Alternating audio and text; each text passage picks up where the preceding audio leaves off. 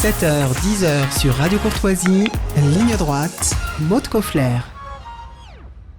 Mercredi dans la soirée, le Sénat a adopté le projet de loi visant à graver la liberté de recourir à l'avortement dans la Constitution. Ce sont 267 sénateurs qui ont voté en faveur du texte gouvernemental dans les mêmes termes que l'Assemblée nationale un mois plus tôt. Parmi le groupe des Républicains, 72 ont voté pour et 41 contre, 13 se sont abstenus. Les parlementaires sont désormais attendus en congrès lundi prochain, 4 mars, à Versailles. Réunis par Emmanuel Macron, une majorité des 3/5 sera encore nécessaire pour acter cette révision constitutionnelle. Mais lors des discussions et du vote au Sénat mercredi, un sénateur courageux a été le seul de toute la Chambre haute à voter une motion de rejet du texte. Il s'agit de Stéphane Ravier et c'est notre invité du jour. Bonjour Stéphane Ravier. Bonjour Maud. Vous êtes sénateur des Bouches-du-Rhône et conseiller municipal de Marseille. Merci beaucoup d'avoir accepté notre invitation. Alors, vous avez voté contre l'inscription de l'IVG dans la Constitution mercredi, avez pris la parole en hémicycle. Pourquoi c'était important pour vous de vous mobiliser contre ce texte ? Parce qu'il n'a pas lieu d'être, parce qu'il s'agit d'une opération d'agit-prop de la gauche qui a débuté il y a déjà 2-3 ans à peu près, et face à laquelle la droite avait un peu résisté, petit à petit, elle a fini par tout lâcher. Le droit à l'IVG en France n'est absolument pas contesté, il n'est absolument pas en danger, personne ne le dénonce, aucun parti, aucun leader.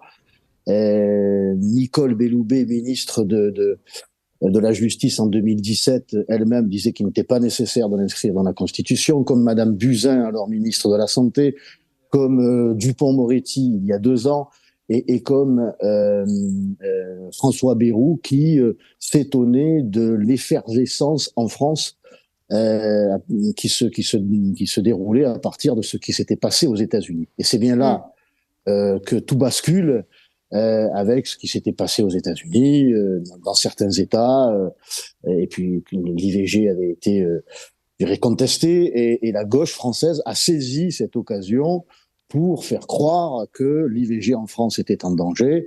Et voilà, la machine de la gauche, de l'agit-prop, n'a plus cessé jusqu'à ce que la droite finisse par se coucher. Elle s'est levée, vous savez, elle s'est levée avec la gauche après le vote pour applaudir. Elle s'est levée pour tenter de masquer qu'elle s'était couchée.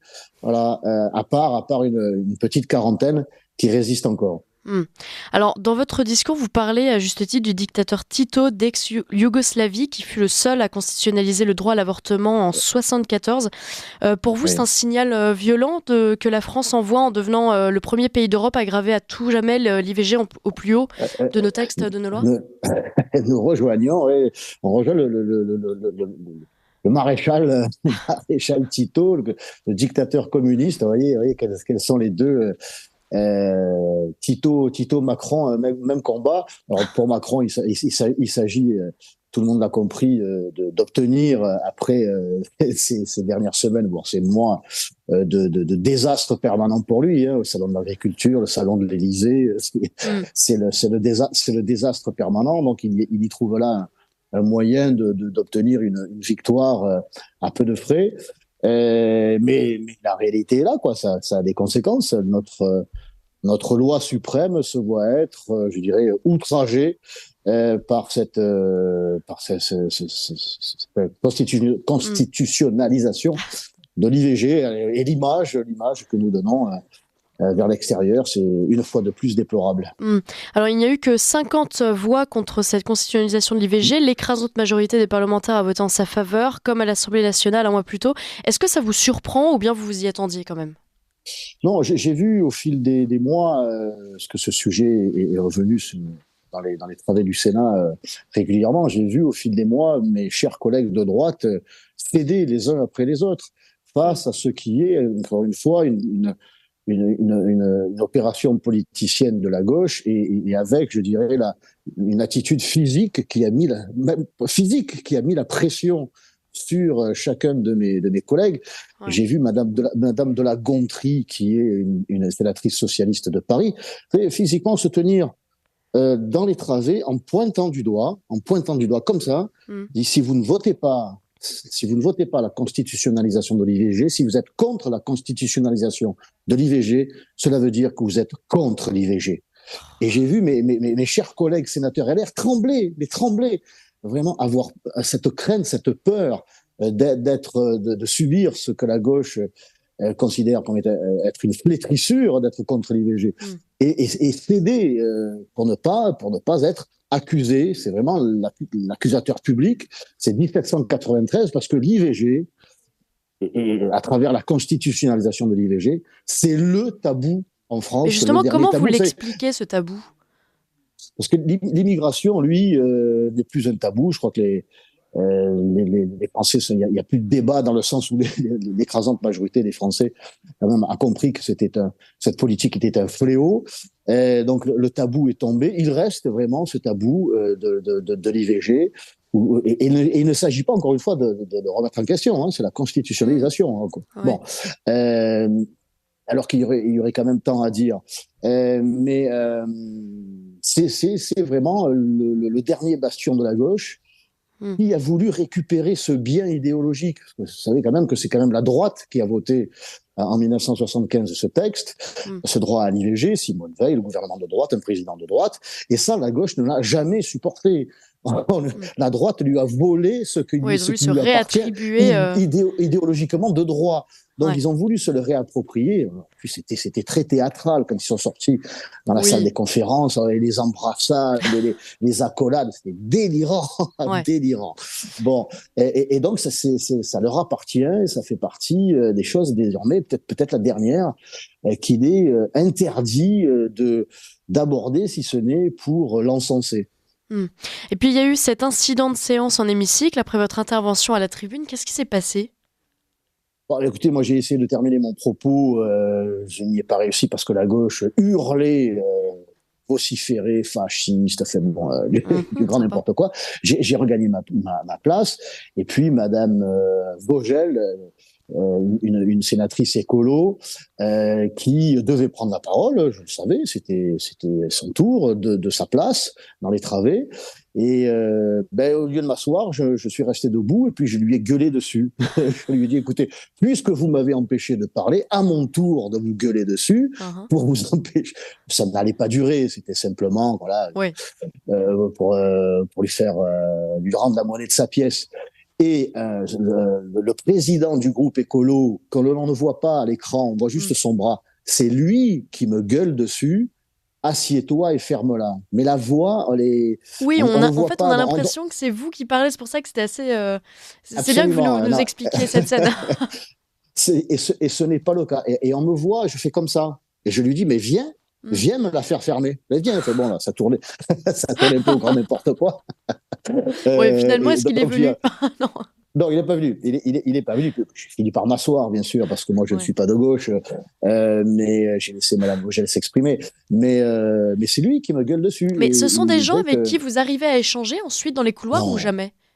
Non, c'est des talibans. C'est des talibans verdoyants, des ayatollahs. C'est les pires. Je crois qu'ils sont pires que les communistes. Bon, les communistes n'ont pas été en reste. Hein, ils m'ont hurlé dessus. Ça, c'est dans leur ADN. Mais je crois que les Verts sont encore plus acharnés, violents dans le verbe. Et si ils pouvaient, ils rétabliraient l'échafaud. Là, il y a un échafaud politique. Et s'ils pouvaient rétablir l'échafaud tout court, ils ne se gêneraient pas. Parce que l'IVG, c'est... Même quand vous leur proposez, parce que moi, ma position, c'est vraiment que les femmes aient vraiment le choix, quand on sait que 47% des femmes qui avortent le font pour des raisons économiques, et que nous sommes l'un des pays les plus riches du monde et que nous n'avons rien à proposer à ces femmes. Il faudrait leur proposer des logements, des emplois, des aides matérielles, des crèches, un système de salaire parental dont on parlait au Front National il y a longtemps, pour l'époux, pour la mère ou pour le père, avec un système de retraite. Enfin, il y a toute une politique, comment dirais-je, des mesures fiscales et puis des mesures structurelles, des crèches, des écoles. Enfin, une grande politique familiale avec ce message famille, je vous aime. Voilà, moi, ce que je voudrais que l'on mette en place pour que les femmes aient vraiment le choix. Eh bien, ce n'est pas le cas. C'est l'avortement obligatoire. Il n'y a que ça qui est proposé, voire imposé à ces femmes. Donc, vous savez, voilà, c'est une position que je pense être équilibrée en faveur de la famille, en faveur de l'accueil de la vie. Bon, mais même ça, déjà, c'est hérétique. Et vous êtes brûlés sur le bûcher du politiquement correct. Stéphane Ravier, vous avez déposé un projet de loi constitutionnel, un autre projet de loi, si je me trompe pas, visant à assurer le respect de l'exception agricole. C'est bien ça ? J'ai essayé. Ouais, ça a été refusé. Mais ça a été rejeté, évidemment. Comme a été refusé, pardonnez-moi d'y revenir, la constitutionnalisation, finalement, de la clause de conscience. Oui. Pour les médecins, enfin pour je dirais l'appareil médical en général, là aussi, il faut quand même le conforter. Eh bien, ça a été rejeté. Ça a été rejeté, y compris par les sénateurs du Rassemblement national. Et pour quel motif ?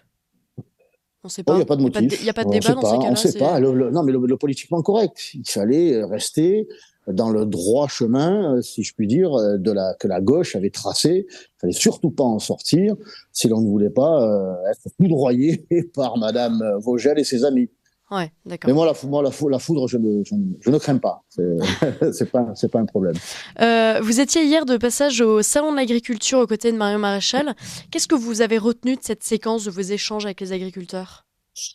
Un accueil extraordinairement bienveillant. Ouais. La possibilité qu'a eu Marion vraiment de rencontrer les professionnels, pas seulement pour boire des coups ou goûter leurs produits. Et que ça a été, je me suis réservé cette besogne, cette mission. Et voilà, elle a pu présenter à ses professionnels le programme qui est celui de Reconquête, celui qu'elle défendra une fois élue au Parlement européen, et puis à l'écoute des professionnels du monde paysan, des paysans demandeurs d'une présence de Marion au Parlement européen, parce que convaincu qu'elle y fera un excellent travail. Donc vraiment une très belle ambiance. Bon, si ce n'est ce gauchiste-là qui s'est cru obligé de jeter un verre de bière.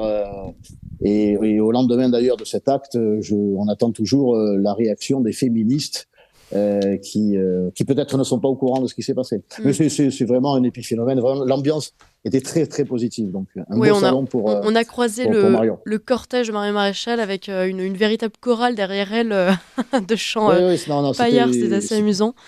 C'était très sympathique et sérieux à la fois, quoi. C'était vraiment une belle journée. Est-ce que les agriculteurs se sentent véritablement concernés par les européennes ? Parce qu'on a parcouru les allées du salon de l'agriculture aussi, et généralement ils avaient l'air de dire qu'ils n'y croyaient pas tellement, qu'ils croisaient beaucoup d'hommes politiques, de femmes politiques, mais que c'était plutôt de l'apparat, de l'opération de com. Vous, c'est ce que vous avez ressenti de leur part ou...